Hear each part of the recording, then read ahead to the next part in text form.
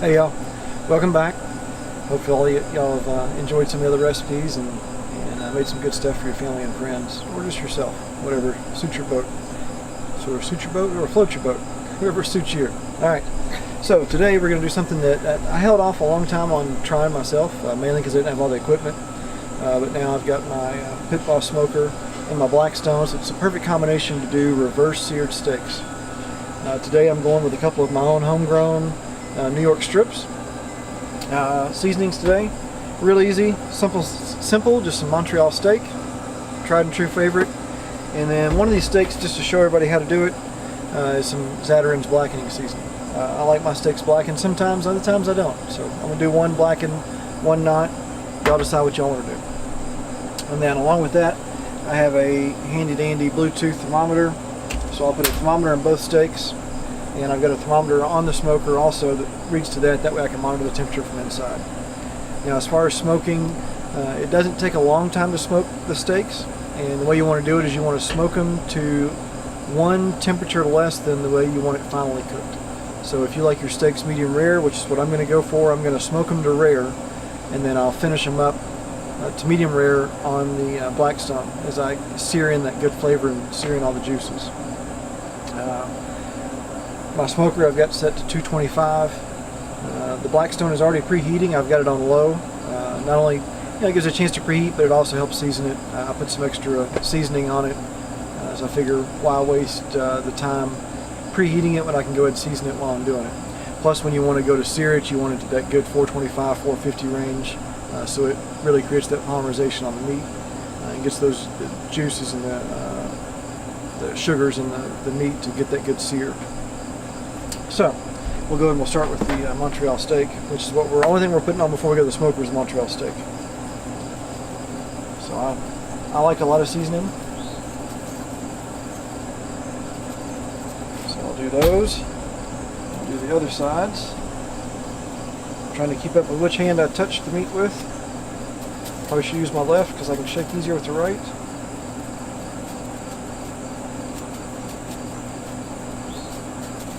Oh, that's probably a little too much on that one, but good thing is on the smoker a lot of it will come off. So, this is my contaminated hand. I'll take these probes, go ahead and stick those.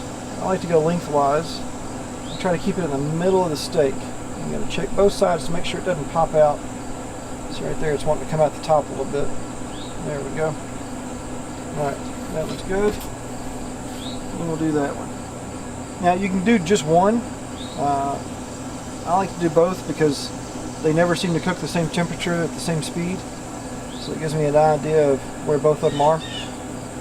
Plus the probe placement is different in each of them, so if I don't get it exactly right in the other one, it's going to get right in if I don't get exactly right in one, it's going to get it right in the other one. So we're going to move this over to the smoker and we'll get those on, so hold that thought. Alrighty. So we're here at the smoker, and I already started it up and started getting it preheated. Right now it says it's at 220, which it just went down to 215 when I opened the lid. That's one thing to remember when you're smoking foods. The longer you leave that lid open, if you're going to baste or spritz or whatever you do, you're going to have to give time for the smoker to recover that temperature, because as soon as you let that heat out, it's going to take a while to get that heat built back up, especially at these low temperatures that we smoke at. So, we'll go ahead and set these on the smoker.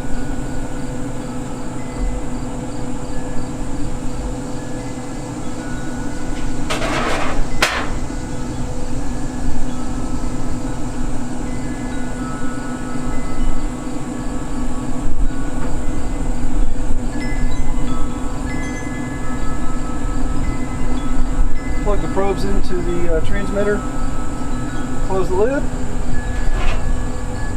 and then we wait. So, the blend I'm using is just I think it's a competition blend. It was several big bags of pellets that I bought at Rural King when they were on sale one day. I'm not a huge stickler on what kind of wood I use to smoke. Some things I really am real careful with. Of course, if I'm doing any kind of pork, I want to do apple. I'm always real careful with hickory, because hickory has a very crisp, distinct flavor that you have to be careful with. If you smoke the wrong thing with hickory, you're not going to like the outcome. So that's just a good competition blend. I think it's I think it is maple, hit some hickory in it, and apple, I believe. Don't quote me on that. It may have cherry in it too, I'm not sure. But it works well for all general purpose smoking.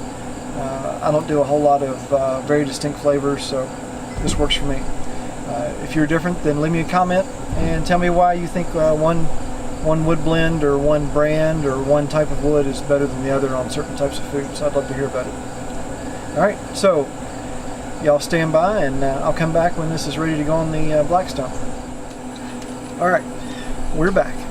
It has been about an hour cooking at smoker set to 225. The actual probe temperature is about 190, so keep that in mind.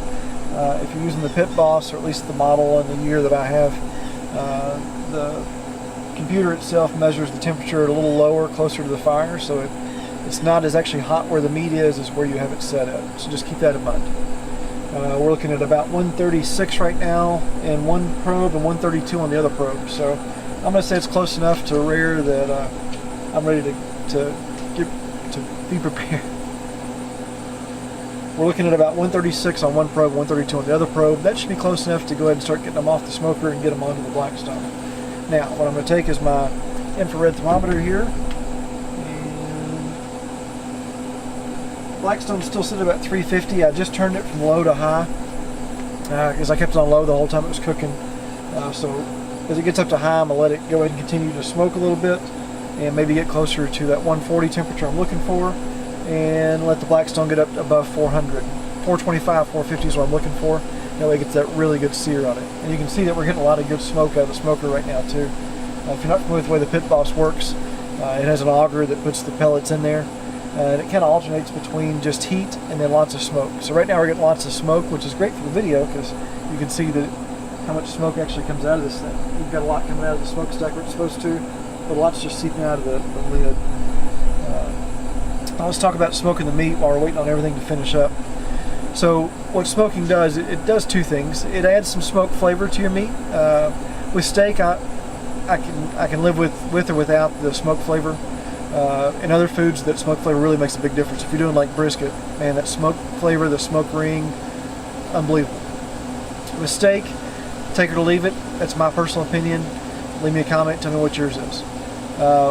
Also, what it does is by cooking it at such a low temperature, it really cooks those the fibrous tissue. It breaks down those fibers, the connecting tissue, and it makes the steak really tender. There's certain bites of the New York strip when it's been smoked and seared the way I'm going to do it, that just, as soon as you put it in your mouth, it just kind of melts like butter. It's amazing. I feel like a good tender steak. Now, if you like your steak well done and you like to chew on it for half an hour for each bite, then by all means, this is not the channel for you. You need to go over and watch a video on how to make jerky, because that's what you're doing to your steak. Don't ruin it. We like our steak with flavor. I'm cooking mine to medium rare. I can live with medium. I think anything above that, unless you're doing a fillet, your meat's going to get just so tough that it's not going to be worth eating. So just those taste buds, get them down to where you can eat a little red on your steak. It's so much better. Tastes better. It's more tender. Yeah, all the way around. All right, so let's check our Blackstone temperature. We are at 377, 433. There we go. So Blackstone's ready to sear. So if I grab my tongs behind me. Oh, actually, hold that thought. Let me grab my serving tray or my tray.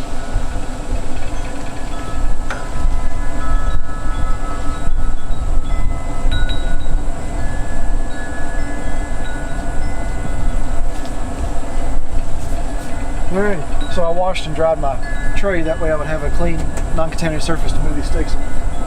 So, I'm going to turn this thing off. So, when you turn your Pit Boss off, it'll continue to run the auger and the fan. What that does is help cools everything down and keeps you from getting a lot of buildup to prevent those fires. Now, a lot of people swear by it. They vacuum out, or they shop back out their smoker between every cook.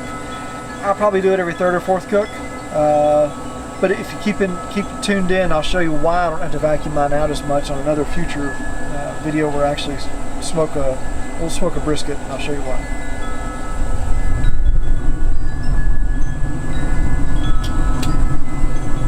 Alrighty, let's turn down really good.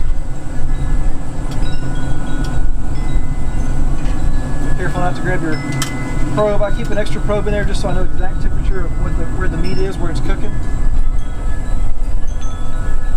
Move our wireless thermometer over here.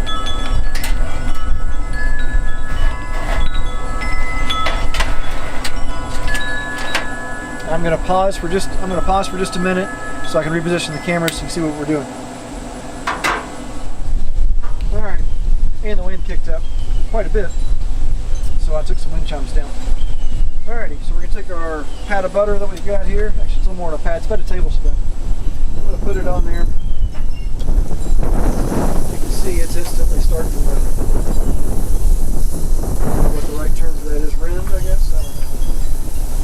Leave me a comment, tell me what the right term is. Alright, so now we got a nice buttery surface for our steaks. There's number one. And oh, they're all tangled up. Number two. Alright, we'll get those searing. I'll get rid of this third probe. This is one of the issues with using these probes while you're cooking. Is they get tangled up, they get in the way. I like them though because I can see the exact temperature that everything's at.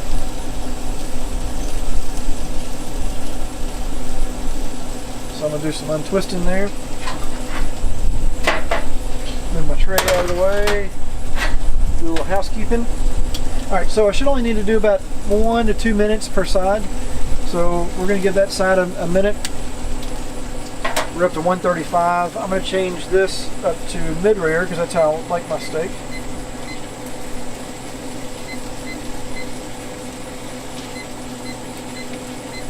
There we go.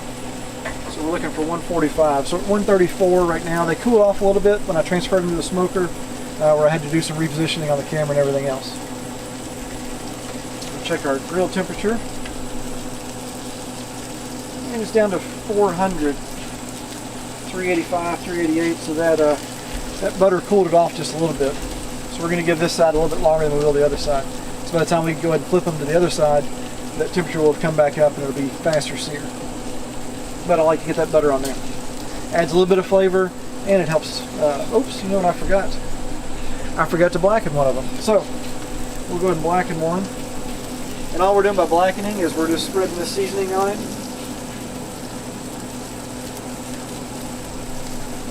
I'm going to go ahead and flip this one early so I can get that blackening seared on there.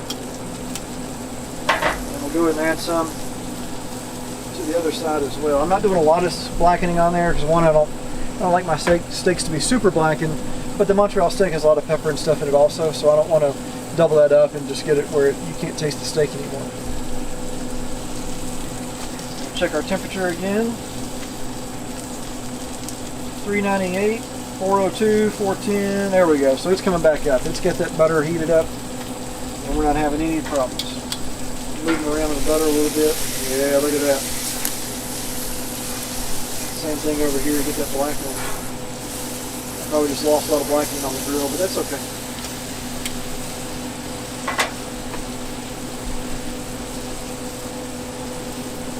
Now I see my temperature's dropped just a little bit. So it's down to 131 on one, 134 on the other. Now what that is could be one of two things.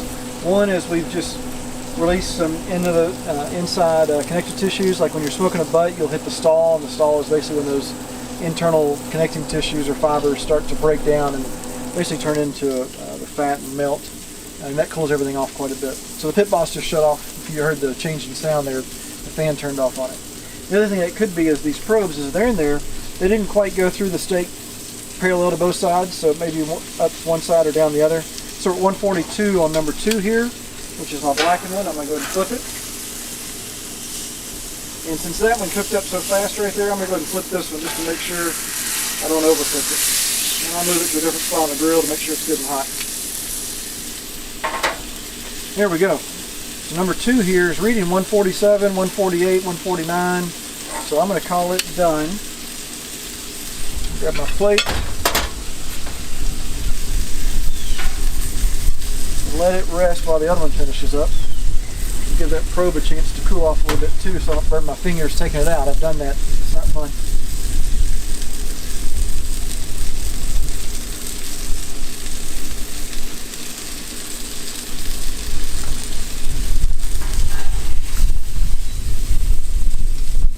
see the other thing that's happened as we've been, as this one has been cooking, is that big fat strip down the side that usually has the New York strip. It's almost gone now. Now a lot of that cooked off in the smoker, and a lot of it has been cooking off while we've been sitting here searing it. So there we go, 147 on it. I'm going to call it done. Put it on our plate.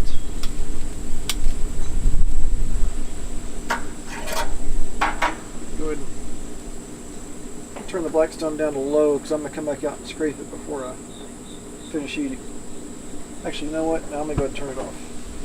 It's been hot enough. You can see it starting to polymerize the butter and the other oils that are on there. So we'll let it go. Alright, let's see. That one's still a little warm. This one's good. And that one's good. Alrighty. Got my new towel because I contaminated the other one when I wiped my hands earlier. If y'all were watching carefully, you would have seen that. Alrighty. So, blackened, non-blackened. We're going to go ahead and start with the blackened one here. It's actually, you know what? I'm just going to cut it in half. And let's see how it turned out. That's probably closer to medium well than medium. So that's where it all of a sudden took off and cooked a little faster. That's alright. It being a New York strip and it being reverse seared like that, it's still going to be super tender. Let's see how she tastes.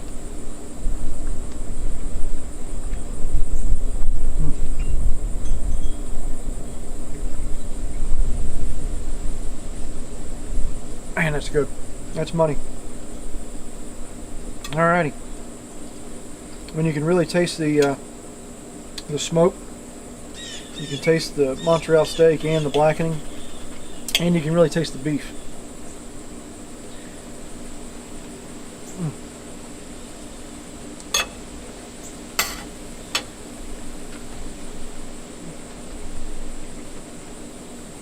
Man, that's really good. And I got really hungry waiting on these to cook.